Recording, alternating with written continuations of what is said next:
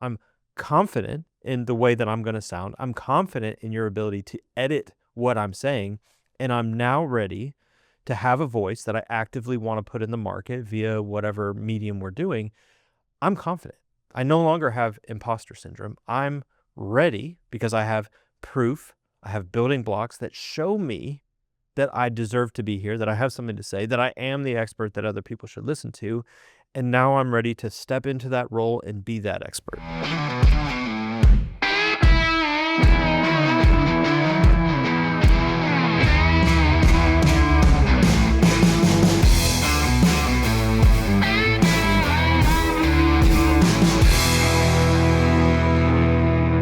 So in the last episode, we talked about, I think, the primary reason why companies don't really involve their team in creating content the way that they should is really the fear of, hey, if we build up these stars, they're going to leave potentially. And I think we did a pretty good job of kind of debunking that myth and gave marketing teams and executive teams a different way to approach that gets them over that hump and hopefully into a better space. But there's another reason that companies don't create the content they probably should. And it's not that the company doesn't want to. It's that the knowledge leaders within the company aren't really wanting to. They're not wanting to have the spotlight shown on them. And I think if we can kind of give them a different perspective, a different path forward, and maybe a starting point of how you might get those people from, no, not me, I'm not the guy, to, sure, I'll try that once. I think that's going to be a big win for a lot of the companies that we work with and a lot of people in marketing departments that might listen to this. Yeah, I think there's this big apprehension whenever people mention cameras and equipment and lights. They feel like they're going to be put on the spotlight and their ignorance is going to be highlighted and that they're not going to be able to complete it and they're not going to be knowing what to say or what to do. We hear all the time of like these experts, these people who deal with this topic or this product or this service on a daily basis who've come up and they're like, I don't know what I'm going to say. I don't know what I'm going to do. And we're always reassuring them that we're not going to ask you anything or you're not going to talk about anything that you don't already know. But I would say for 75% or more of people that we end up having on camera that have not done it before, their very first time, there's a lot of fear or anxiety or imposter syndrome that they're not the right person, they're not going to be able to do it, and they're not going to look or sound intelligent on camera. Imposter syndrome is exactly what it is. And there's this reluctancy of being the guy or the girl that has the answer because what if I don't get it 100% right? So there's this tendency to say, oh, well, I'm not going to be good on camera. Let this person do it or that person do it. There's this passing of the buck that happens when any executive, thought leader, whoever it's going to be, starts to have this imposter syndrome where they're like, oh, they don't want to hear from me. Someone else is more qualified. And I think two things we need to do is really define imposter syndrome so everybody's working from the same knowledge bank there. But also, I think there's a realization that people need to have that if the company hires you and trusts you to be that expert, why would you not be an expert that's qualified to communicate that expertise to someone else? And I think that's the big holdup. If I truly am an imposter and I know nothing, the big question is, why is the company paying you? If you know nothing, why is the company paying you? Those people do know something. It's about how do we get them comfortable and how do we get them to understand that they know something that has value that's worth communicating. And I think those are the two things that we need to really break down is what are we dealing with and how do we get over that? So you mentioned kind of leveling the playing field and defining what imposter syndrome is. So we're kind of working from the same playbook here. And I think it's important to recognize that imposter syndrome is basically not feeling like you deserve a seat at the table, even though you do. And it's probably the most ironic aspect of this syndrome is that as you get older and as you gain more expertise, that is where you really develop the nuances of these situations. And you can really identify like, in this situation, we do this, and in this situation, we do this. And real expertise is depth in the subject or depth in the matter. And it's not just scratching the surface level. Anybody can talk surface level about certain topics, but there will become a point where your expertise runs out, right? But the longer you do something, the more experience, the more scenarios you come in contact with, you're going to be able to talk about that at a deeper level, which is where your value is going to come in and really shine. Sure, a novice is going to step up to the plate and be like, "Oh, I know the answer. Here it is." And you know what? People are going to look at that person with less experience on camera and be like, "Oh, well, they know exactly what they're talking about." Whereas the person with real experience that has been to the show a number of times, that has seen, as you stated, the nuances of what might be true in this case. What are the different possible outcomes? They're not going to come to the table and be like, "There's only one way." They're going to come to the table and know that there's multiple ways. And when they state a certain way, sometimes there's a fear of, well, someone else could contradict this, or someone else could bring up this fringe case, or someone else could show and prove that I'm not right. So there's this fear of being exposed for being wrong, even if you're not actually wrong. They're putting a caveat to a scenario that would potentially make you wrong in that one instance. That comes from having a deep understanding of a subject matter. You understand that nuance. You understand the potential of what could happen in 1,000 different scenarios. And it starts to make you feel like, oh, I better not say it this way or that way, because I could be viewed as, even though I'm not, I could be viewed as wrong. And that perception that someone might think I'm wrong, I feel like I may not be qualified enough here to answer your question, because others could pick it apart and maybe I won't look as smart as I think I might be. So I'll just opt out. I choose not to do that. I'm not your guy. Someone else is more qualified. Someone else needs to do this. This isn't for me. So I think the reality is, a lot of people within the company, whether you're on the marketing team or whether you're one of the subject matter experts, there's this idea that not creating content, not having a voice, not being seen, not being heard has no cost. We can just go on business as usual. Marketing continues to write things in a vacuum, pump out ads, manage our trade shows, and our experts continue to do their daily jobs, and there's no harm, no foul. But that's not exactly true. There is harm in the absence of an expert voice from almost any company. There's harm that's being caused. There's an opportunity cost for that voice not existing in the ecosystem for their clients, their potential clients, their future employees, their investors. That void has a cost to it. It forces marketing to choose a vanilla messaging. So they go in, they don't have a definitive voice in the market. They don't have an expert that's coming out and saying, here's what's happening here. They hear things, they get some knowledge, and then they have to repeat that. Well, guess what? Marketing's not the expert. They can't stand up and take a definitive stand on anything that they're saying because they don't know. They need experts to do that. So what happens when there's that lack of expertise, that lack of expert voice? It starts to sound like just some industry fluff. It's just something the company has said. Many times it starts to sound like the competition. If you don't want to sound like the competition, you need someone that's willing to stand up and say things differently.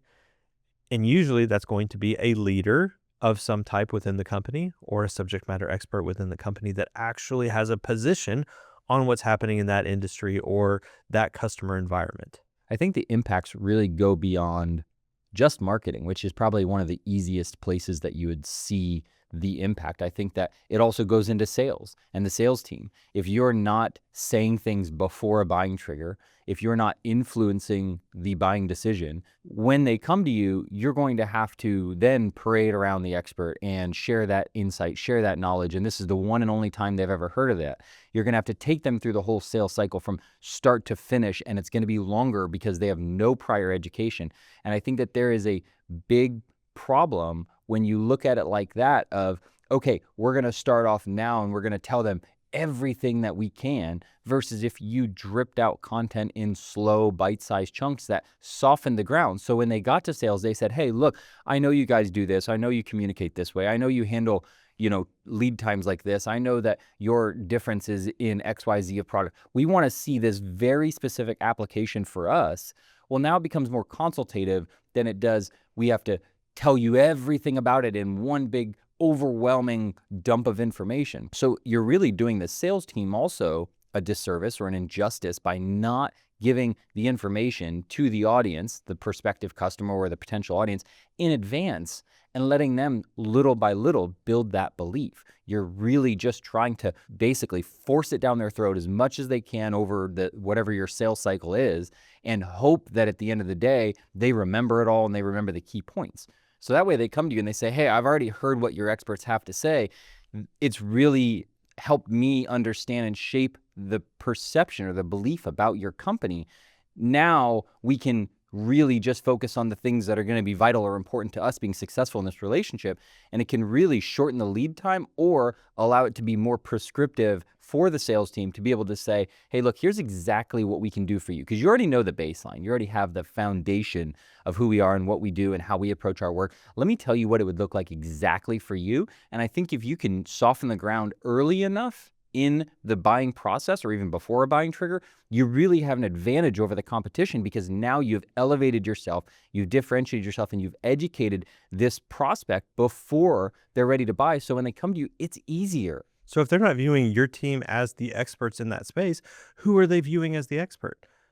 It's going to be research firms, analysts, the competitors. It's going to be someone that is not from your team. So all of a sudden you're robbing your opportunity to be viewed as an expert because you've outsourced that to some other group that honestly probably doesn't have as much expertise as your team does. So the big question, you have a group of experts. They know things. They should be sharing things. They're reluctant. They have imposter syndrome. They don't believe that they deserve a seat at the table. What you can't do is walk right in and be like, well, just toss that to the wind, get up here, belly up to the table, and start telling me what it is. That's not going to work because they don't feel like they should be there. You have to create an environment that gives them hints and clues that being there is the right thing to do, that they do have answers that matter. They do have perspectives that matter. They do have expertise that could and should be shared with their market. And you can't do it in one big bang. It has to be some sort of baby step to give them the building blocks of confidence. And then someday they'll be able to run. But you can't start out running. You got to start out crawling. So if somebody's watching right now and you're talking about these baby steps to be able to kind of introduce them and soften the ground, where would someone start with that? Whether that's the executive team trying to kick off this initiative, whether that's the marketing team trying to lead this initiative, how do you introduce or baby step these experts into building their confidence? Because their confidence is going to come with more at-bats. It's not going to just show up on day one. But if you can ease them into the process, it should help alleviate some of those nerves or some of that imposter syndrome that we've been talking about. Yeah, so the reality is they know the subject matter. That's not the issue. Many times what the issue is cameras, lights, microphones, things that are awkward to them in their daily lives. It starts to feel very permanent. It starts to feel, oh, if I say this, then they're going to parade that out there in front of everyone, and that might not be right. So you have to de-risk that situation for them. You have to let them know we're going to have lights, we're going to have cameras, we're going to have microphones, we're going to have things to record you saying these things, right? But let's make it a more natural environment. Let's not make it a true or false session. Let's make it a discussion. Let's make it feel light. Let's let them know we might talk to you for 30 minutes. We're going to create 2 30-second posts, maybe. Let's just talk about what's happening. We need you to have the same conversation that you would have at a trade show with a colleague. What's happening? I haven't seen you in 5 years. What's going on with your role? What's going on with your company? What new exciting stuff are you working on? What customer problems are you currently solving? How is that going? Why is it going well? Why is it going poorly? You know all of these things. They're surface level, but the depth that you could choose to go on in any of these areas is within your control. You decide where you go with the answers. All we're doing is having a conversation. And when an expert has a conversation, they're going to show their expertise in their answers. They're going to reveal the right information at the right time to carry on a conversation. That's the way conversations work. If you were going to have a conversation with an expert and they didn't have any of the answers, you would soon figure out the next question isn't worth asking. This guy doesn't know shit. So the key is, How do you de-risk that situation? Get them comfortable knowing we're not looking for the square root of 4,652,000. They don't know the answer to that. You're asking basic questions that are teeing them up to say something within their expertise. You're not grilling them. You're not quizzing them. You're not trying to gotcha. You're trying to give them the space to display expertise. And the one extra thing that you can add to that is you always have the gift of edit. Oh, they said the wrong thing, or they don't like the way they said something, or whatever it is. Guess what? It never has to be used. It can be cut. That's the brilliant thing with video. This isn't live. We can cut anything. We could say the most ridiculous thing in the world right now, and guess what? The audience would never hear it. So you actually took one of the things I was going to say and really hit on it well, because I think that that is one of the things that when we go to a shoot that we constantly are reminding people, hey, it doesn't have to be perfect. If you need to say that again, if you need to say that a different way, if you want to correct yourself mid-sentence, stop and start over. That is the gift of editing. That is the gift of what we're able to do. We're not putting you on a stage for a live Q&A panel that's live streamed to, 1 million people, right? Like, what you say can be edited, it can be cut out, it can be strung together in a different way. You just have to understand that you have the information and all you have to do is get it out of your head. And I think that one of the things that you said, and we touched on a little bit earlier, is you might sit them down for 30 minutes and get 2 short form videos out of that. And that's great. In the beginning, it might look like that. In the beginning, it might be really rough. But as time goes on, you're going to see that same 30-minute session might produce 4 or 5 or 6, right? The more comfortable they get, the more confidence they develop, the more that they understand what is being asked of them. And hey, you know what? This actually isn't so bad. I know everything that you're asking me because you're not trying to trick me. You're not trying to stump me. You're trying to take the things that are locked away in my expert brain and pull them out and share it with the world so that we as a team can grow the organization and who we appeal to and help educate that market. That's all we're trying to do. It's not trying to trick you. This is not a 2020 interview with Barbara Walters where she's asking you the really hard-hitting questions that you have no idea what she's talking about. If there's any point where you say something that you don't want in there, it can be taken out really easily. And I think that that's something that we have to remind people of who get inside their head with this imposter syndrome or this fear of showing up, and really just help calm or allay their fears of, you're going to be fine. All we're doing is documenting the things that you are already an expert in. It's how you got here. If we can take those things and we can communicate them to our audience, we'll be in a better position. And I think it's worth pointing out too, it's not just one isolated person on the team that, is a little bit camera shy. This is almost anyone. We work with a lot of companies where, the CEO is perfectly fine standing up in front of a room of 500 people and giving an address, but you whip out a camera and he gets, a little bit nervous, a little bit awkward. And we've worked with CEOs through this type of content where we just say, hey, you know what, just sit down. Let's just have a conversation. They pull out paper and they've got all this stuff that they've written down and they're trying to go in a certain direction. It's like, dude, you don't need any of that. Let's just talk. You're going to put on the show that we need because you're you. We don't need the fake you that you're trying to script there. What we need is you, the authentic you that knows things. That's it. And you know what? The first time, to your point, sometimes it is a little rough. Sometimes they're still nervous. They're still in their head. They're still, what's the right answer? They're still, I don't deserve to be at this table. But by the second time or the third time or the fourth time, they're loosening up. They put down the guard. They saw what happened on time 1 and said, oh, I can make some improvement. In time 2, they did. And time 3, they improved a little bit more from there. By the time it's time 4, they're going, you know what, I got this. Let's talk about that thing that we were talking about last time. We've made some big developments since last we spoke. Let's get into that. Let's roll through this because I'm confident in the way that I'm going to sound. I'm confident in your ability to edit what I'm saying. And I'm now ready to have a voice that I actively want to put in the market via whatever medium we're doing. I'm confident. I no longer have imposter syndrome. I'm ready because I have proof. I have building blocks that show me that I deserve to be here, that I have something to say, that I am the expert that other people should listen to. And now I'm ready to step into that role and be that expert. So one of the things that we've seen be successful, obviously teams are like, oh, where do we start and how do we actually make this happen? You need to start small and you need to start with the right people. So you can't go in and be like, hey, we got this new program and there's so many things that we have to do and so much time and so many people. That's going to turn people off. Make it small, build confidence the way we talked about. Also, when you're starting, start with someone who is a leader in the company, because a leader in the company that's doing it can lead other people to do it as well. The goal is, how do we get more than one person? Not one person, but if you have somebody nailing it, they can start to include other people in that exercise or in that program that you're developing. So if you're starting a program, don't start with the lowest person on the totem pole, because nobody's going to follow the intern, but they will follow a leader that has a voice that they saw maybe wasn't 100% confident on day one, and now is confident, is leading, has a authoritative voice, and is being successful. That person also has the opportunity to bring in those other people for little bits of information from time to time. They have the opportunity to calm the team down, to say, hey, man, I was nervous too, but you know what? I went and did it, and here's what I'm doing. It's great.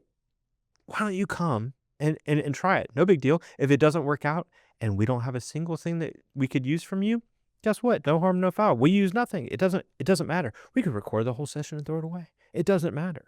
What matters is, if you have a leader, they can bring other people into it and set an example for what the company starts to expect of people in an expert role in the company. Also, getting leadership involved starts to set the tone for what that conversation needs to be, the point of view from the company, the direction and tone of the content in general. There's an example. It's not just that, hey, this person is doing it. It's this person's doing it. Here's what they're saying. Here's how they're saying it. Here's the points that they're making. As an expert, I can see that and I can model it. It now lightens up some of the dark areas of what I wasn't sure about. If you can make me sure, I now start to become more confident. I see what they're talking about. I might even know more than they do in that particular arena. I might want to step in and correct something or expand on something, right? So getting leadership involved, setting the tone for what that is, it's a great example of how it should be done, but it's also a great example of how content could be delivered or the topics that you would be covering in those particular sessions. And what you're saying is definitely spot on. We've seen this with our clients who do start with the leadership side of things and the way that it trickles down, because when it starts from the top, it really gives an initiative to the people that are looking up to leadership or following leadership, and they're able to look at that and say, hey, look, that's the standard of what is expected from us, of what we're moving towards, of how we're communicating. And it really not only gives confidence to the rest of the team, but it also gives direction and gives guidance. And it's a really powerful thing, because when you see leadership involved, it makes it not so intimidating, and it gives you the ability to talk to whoever that leader is and ask for guidance. And then if your chance arises where you're going to be the one that is asked to be on camera or talk about a certain subject, you know the angle or the direction that the company is going on that subject or on that topic, which can really help expand the initiative of the company. We talk to a lot of different organizations that have a lot of different reasons why they're not going to do content. And I think the more we can kind of expose some of those reasons as not necessarily the right thing to do and give instruction and guidance of how would we possibly overcome that, I think that's the goal of these conversations. And I think, what I've seen and what you've seen repeatedly from the clients that we work with is this imposter syndrome coming in. And I can't think of a single example of someone that we started with that had imposter syndrome, had all of the symptoms, and in some cases even literally said, man, I feel like I have imposter syndrome. There hasn't been a single instance where we haven't been able to lead them through that and give them a different perspective and allow them to step into their own expertise and really become the expert they are outwardly. Anyone can do that. We're not magic. We're not sprinkling them with fairy dust and letting them fly. We're just giving them the stage to develop confidence in their expertise, and we're giving them the ability to say what they need to say well. Any marketing team can do that. Any communications team can do that if they have the right tools, the right approach, and hopefully we gave some guidance, some help to their path to success with their subject matter experts and their leadership team. So next time somebody asks you to be on camera, take the step forward and try it, and worst case scenario, they edit it out. But as you're going to be able to go on and hone that talent, you're going to get better, your content's going to get better, and it's going to have a positive impact. Baby steps to confidence is the solution.